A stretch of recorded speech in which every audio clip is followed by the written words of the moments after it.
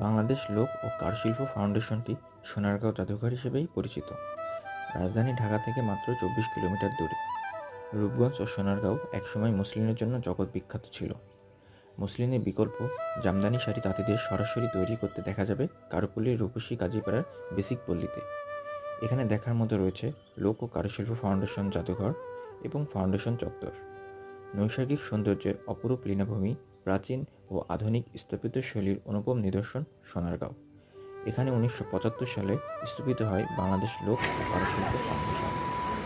পানাম নগরের সর্দার বাড়িতে স্থানান্তরের মাধ্যমে সোনারগাঁও লোকশিল্প জাদুঘর হিসেবে এটি ব্যাপক পরিচিতি লাভ করে।